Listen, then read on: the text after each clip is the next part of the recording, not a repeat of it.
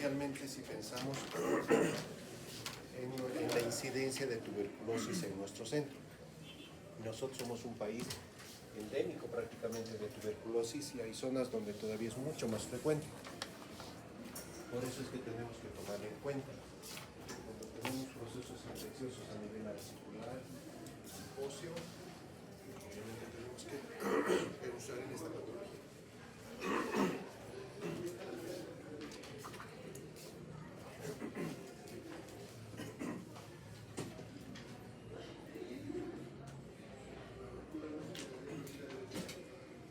Como definición podemos decir que la tuberculosis extraarticular es la presencia del bacilo de Koch a nivel óseo o articular. Óseo en un porcentaje menor, 20%.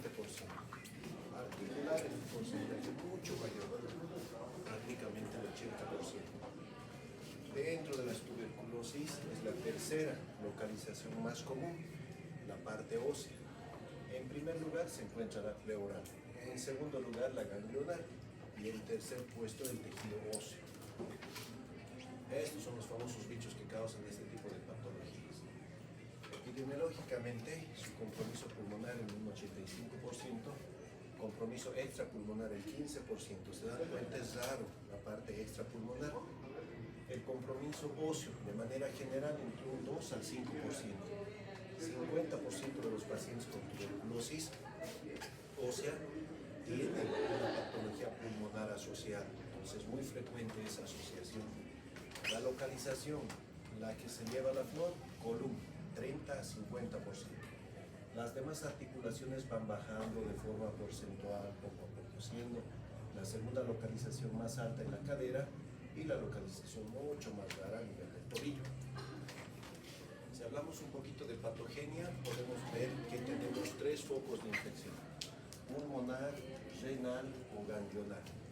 Cualquiera de los tres focos principales albergan el bacilo de Koch. Su localización definitiva a nivel de la metáfisis del hueso. ¿Por qué? Tienen esa tendencia a llegar a la metáfisis del hueso o a nivel de la membrana sinovial. Porque la circulación es más lenta, porque la circulación tiene capilares mucho más angostos y por lo tanto el sistema inmunológico en este sector es más precario a diferencia de otros sectores del hueso. Entonces, cualquiera de estos tres focos de infección hace que el bacilo de Koch pase por todo el sistema arterial, pasando por la arteria nutricia y llegue a nivel de la metáfisis del tejido óseo. Una vez que llega a la metáfisis del tejido óseo, puede pasar a la articulación, generando un proceso infeccioso bacteriano a nivel de la sinovial de la membrana articular, especialmente la sinovial. ¿Qué características tiene la sinovitis por tuberculosis? La formación de tubérculos, que puede tener dos formas de presentación, una por proliferación fibrosa y una proliferación necrosante. La fibrosa, como su mismo nombre, empieza a provocar una cicatriz. Las velocidades sinoviales empiezan a engrosar y empiezan a necrosarse. Como se empiezan a necrosar estas velocidades, empiezan a desprender pequeños fragmentos, y esos fragmentos son los gránulos lisiformes, que obviamente invaden toda la superficie articular. Esto provoca una monoartritis crónica que tiene un tiempo de duración de semanas hasta meses. No es un proceso agudo como una artritis séptica, es progresivo en el transcurso del tiempo. Y obviamente toda esta alteración del líquido sinovial y de la membrana sinovial desencadena en un proceso degenerativo. En cambio, si esta formación de tubérculos empieza por un proceso necrotizante agudo, empieza a generar una necrosis gaseosa, una artritis séptica aguda, es decir, un aumento de volumen, y obviamente repercute en la nutrición del cartílago y desencadena exactamente lo mismo. Periodo más corto, periodo más largo. ¿Qué pasa si este microorganismo se queda a nivel de la metáfisis? Si se queda a nivel de la metáfisis, ya tenemos la osteoartritis tuberculosa. Foco metafisario. Empieza a generar un tejido de granulación. Como todo tejido de granulación, un proceso infeccioso a nivel de la metáfisis, empieza a haber pequeños secuestros. Hueso muerto, retenido y rodeado infectado de un tejido extraño. Puede invadir el hueso subcondral, provocar derrames inflamatorios, no como en el otro caso, que eran estrictamente ya bacterianos. Hipovascularización del cartílago, puede haber úlceras miserias o, si es mucho más complicado el caso, avanzar hasta un proceso degenerativo. ¿Qué pasa si este microorganismo, esta bacteria, va hacia el nivel de la diáfisis? En la diáfisis tenemos la tuberculosis diafisiaria. Especialmente se presenta a nivel de los metacarpianos, de los metatarsianos, a nivel de los niños, no tanto en los adultos. Provoca una posición por capas, empieza a engrosarse, provoca una periostitis, involucro, secuestro, lesiones quísticas, líticas y especialmente expansivas. No tal como el metacarpiano, que los rodea son delgados y el medio está insuflado. Entonces, esa es su principal característica cuando la tuberculosis baja la diáfisis y es un paciente pediátrico. A esto se llama espina ventosa o la dártica. En el examen se les puede preguntar un caso clínico como esto. Entonces, seguramente colocaré alguna imagen sugestiva a esto, o les diré alguna expansión, lítica, aumento de volumen, hermanamiento. Entonces, algún dato es uno de un proceso infeccioso bacteriano a nivel de la mata. Tiene dos formas evolutivas la tuberculosis, una forma evolutiva granulosa y una forma evolutiva gaseosa. Como su mismo nombre, es decir, que la forma granulomatosa es más tejido de granulación y escaso tejido gaseoso, que es esta zona blanca. En cambio, en la forma gaseosa es abundante el calcio a nivel de la lesión. Entonces, todo empieza a través del folículo. Pues, este folículo es una zona central de necrosis. Está rodeado por las células del Langerhans, macrófagos alveolares, linfocitos T, células epitelioides, de toda una barrera de fibroblastos. Esto puede ir al camino de la forma granulosa, provocando un equilibrio prácticamente entre el paciente y la bacteria. Es decir, ninguno de los dos empieza a combatir, sino empieza a haber un equilibrio entre los dos, mantienen una homeostasis. Por lo tanto, el proceso es crónico, empieza a formarse tubérculos subsinoviales, empieza a ser el proceso lento y crónico. En cambio, cuando es una forma gaseosa, es ya más de aspecto tóxico, es rápido, el proceso empieza a ganar prácticamente al cuerpo o las defensas del cuerpo, y por lo tanto empieza a generar este calcio con gran abundancia y obviamente una destrucción articular completa de forma rápida o aguda. ¿Quiénes están en riesgo? ¿Cuáles son los pacientes que tienen mayor preponderancia a tener una artritis tuberculosa o un proceso tuberculoso osteoarticular? Personas inmunocomprometidas, no solamente los pacientes con VIH, sino también aquellos pacientes que sufren tratamientos inmunosupresores secundarios, puede ser un trasplante de órganos. Tenemos ya alta incidencia de trasplante renal, trasplante de diferentes órganos y por lo tanto necesitan tratamientos inmunosupresores. Esos pacientes tienen mayor tendencia. Ancianos, obviamente, por el sistema inmunológico debilitado, mayor posibilidad de reactivación de los procesos infecciosos que tenemos. Niños menores de 5 años, sistema inmunológico inmaduro. Personas con enfermedades crónicas, diabetes mellitus, enfermedades renales, pacientes con desnutrición. Personas con tuberculosis pulmonar activa o una historia anterior de una tuberculosis. Personas con contexto social vulnerable. Población carenciales, personas en situación de calles, refugiados. Se dan cuenta personas que obviamente están rodeados de pacientes que tienen algún tipo de tuberculosis y por lo tanto son más susceptibles. Y nosotros, profesionales en salud, especialmente si nos seguimos el sistema de bioseguridad. Entonces, cualquiera de esa población puede tener la posibilidad de una tuberculosis extraarticular. Clínicamente, tiene 3 periodos: un periodo de invasión, un periodo de estado y un periodo de reparación. En el periodo de invasión es como un síndrome tóxico-infeccioso. Hay pérdida de peso, fiebre, sudoración nocturna, decaimiento, irritabilidad, inapetencia. ¿Se dan cuenta? Es un síndrome tóxico-infeccioso. Hay síntomas locales, de acuerdo a dónde se localice nuestro foco de tuberculosis. puede haber hipersensibilidad, tumefacción pastosa, el signo de calor. Esta es una tumefacción dura, pero no es dolorosa, no es caliente. Contracturas, rigidez, debilidad muscular, disfunción articular. ¿Se dan cuenta? Está empezando el proceso. Tenemos un periodo de estado donde ya se encuentra un proceso deformativo. Tenemos diferentes articulaciones, aumento de volumen, rigidez, dolor intenso, articulación muy voluminosa, atrofia muscular, tumor blanco, abscesos suscifluyentes donde hay salida de débito, fístulas secretantes, irritación neurológica, si se localiza un proceso a nivel de la columna. Y por último, tenemos un periodo de reparación donde todo este proceso ya está completándose y el cuerpo está empezando a ganarle al microorganismo. Y por lo tanto empieza a dejar las secuelas. ¿Y qué secuelas tenemos? Actitudes viciosas. Esa articulación ya no se puede mover normalmente, tiene cierto grado de rigidez, anquilosis, cicatrices, asimetrías, alteraciones de la marcha, y obviamente todo está acompañado obviamente de atrofia muscular. Obviamente el paciente, como ya ha pasado el proceso agudo, empieza a aumentar de peso, recupera el apetito, hay una mejoría del estado general, pero obviamente el daño ya está hecho a la articulación. Radiológicamente, los mismos tres periodos. En el periodo agudo, en el periodo de invasión, ¿qué vemos? Distensión de las partes blandas, la cápsula se encuentra completamente aumentado, eso es lo más llamativo en estos pacientes.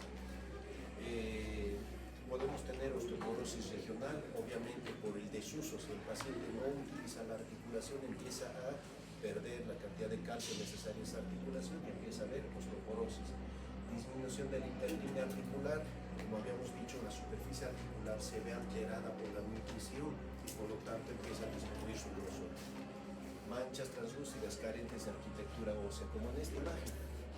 Tenemos el cúbito, el olecranon, donde vemos una lesión, pero no solamente es eso, toda la articulación empieza ya a tener datos de osteoporosis regional. O como en este caso, la disminución del espacio articular, las alteraciones de la densidad ósea a nivel periarticular. Entonces todo eso nos tiene que llamar un poco la atención y hacernos sospechar un proceso crónico infeccioso. Un periodo de estado donde ya hay irregularidad articular. La imagen más típica es esta, en sacabocados. Cualquier lesión a nivel de una articulación que tenga una lesión periférica en forma de sacabocados, hay que pensar que no sea tuberculosis. Pequeñas geodas, imágenes en sacabocados, luxaciones o subluxaciones, como en este caso por la destrucción prácticamente de la articulación a nivel de la muñeca. En el periodo de reparación, como habíamos dicho, ya ha pasado el proceso infeccioso y el cuerpo trata de resolver eso. Y obviamente con todas las secuelas que pueda tener.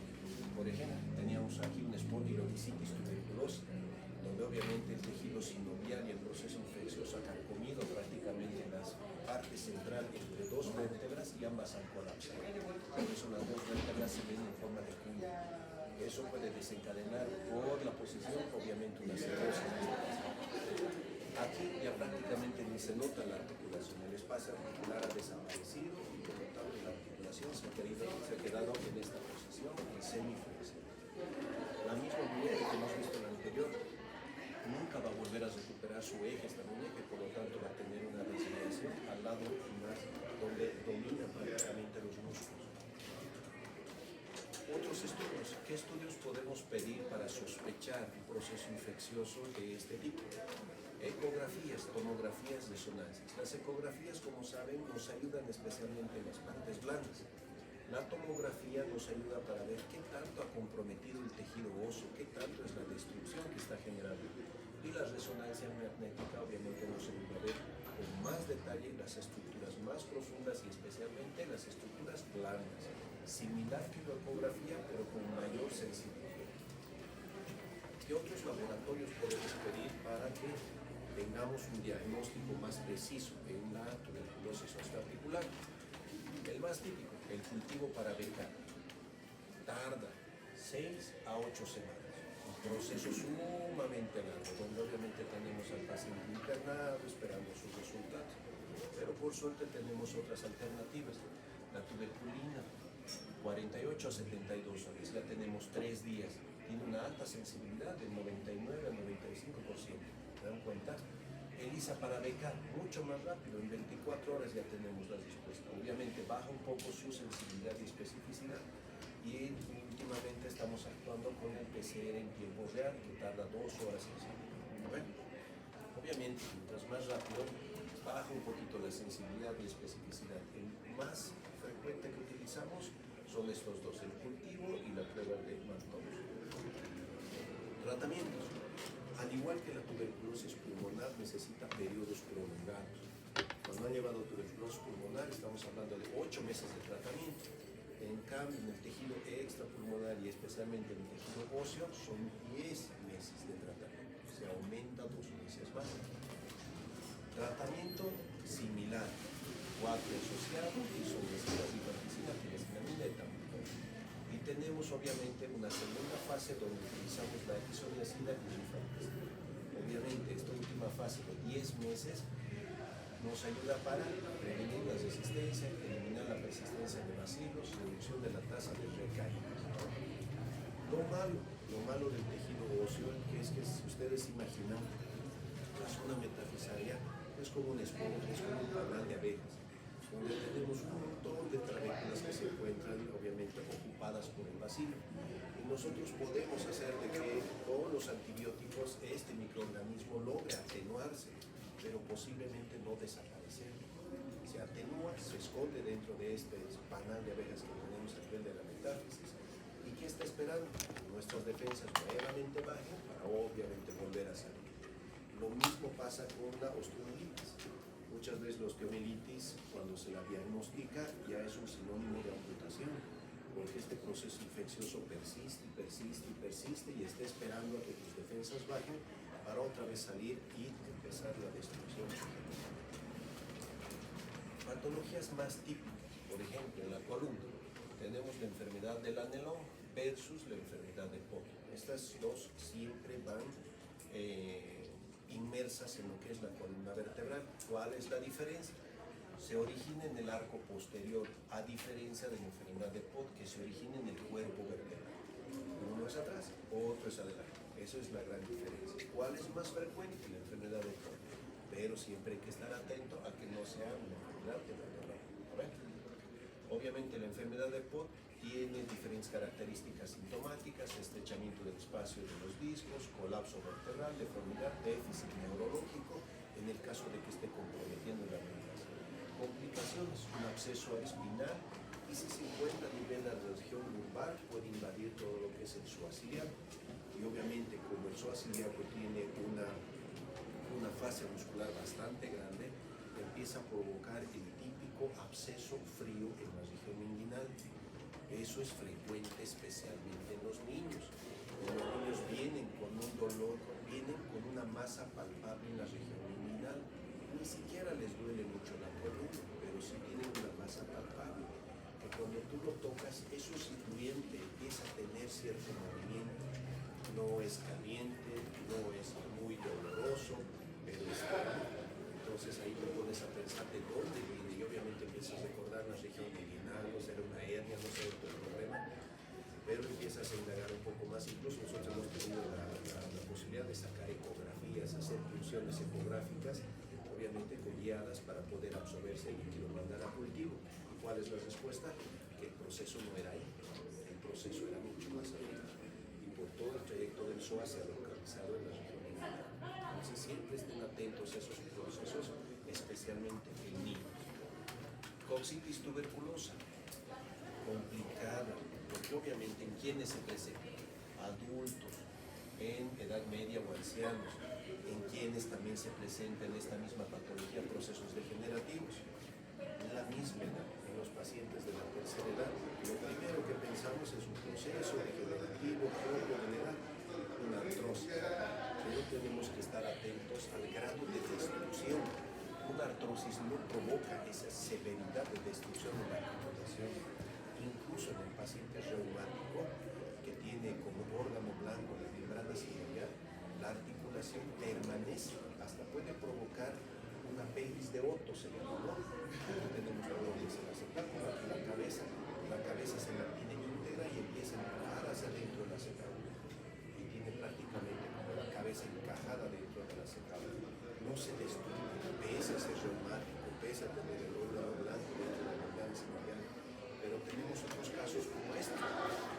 vesícula está completamente destruida. Ahí nos preguntamos, ¿no será una necrosis avascular? ¿Tiene el aspecto de una necrosis avascular o será un proceso infeccioso? En este tipo de pacientes lo primero que hacemos es una punción secuenciada, llegamos a la cápsula alveolar, hacemos una amniocentesis, aspiramos el líquido y hacemos todo el proceso de multiplico y bacteriología para descartar que no sea un proceso tuberculoso. Si lo ubicas tuberculoso, especialmente en las rodillas, así vienen los pacientes. No vienen con un proceso inicial, porque no le duele mucho. El paciente no lleva bien durante meses, semanas, no viene los primeros 3 días del proceso. Tarda mucho más porque es un proceso crónico. Lo más llamativo, el aumento de volumen. Que tú tocas esa articulación, no está tan caliente como para hacerte pensar en una artritis cerebral. No está tan fría como para considerarla normal. Intentas hacer el signo del témpano, agarras, tratas de acumular el líquido y notas que es de consistencia pastosa, es como si hubiera ahí adentro algo más duro, no es sustituyente. Esos datos el paciente puede movilizar hasta cierta posición, luego de eso ya no puede, obviamente, por la más ocupante que se genera. Entonces eso es lo más llamativo, por eso también se llama tumor blanco, haciendo referencia a que tiene una apariencia pálida sin enrojecimiento, ¿no? Entonces eso es lo que más les llama la atención. Hacemos los diferentes estudios, es decir, vemos cómo esa cápsula se encuentra extendida, esa membrana celular se encuentra completamente hipertrófica, invadiendo los diferentes espacios y obviamente despliega el cartílago. La espina ventosa, como les había dicho, patología especialmente en menores de edad, menores de 5 años. Lo más típico, carácter insuflante, empieza a insuflar toda la articulación. Cualquiera de las articulaciones, especialmente los metacardianos o los metatarsianos, los empieza a insuflar. ¿Por qué se denomina de tipo ventosa? Especialmente por la cavidad interna y el ensanchamiento. No sé por qué, no sé de dónde viene ese nombre, pero le llaman como si fuera algo inflado. A eso le denomino como espina ventosa. ¿Ya? Raro, no he visto mucho. El doctor James me comentó que uno que otro caso, pero es un dato que hay que conocer. ¿Ya? Muy bien, muchachos. ¿Preguntas?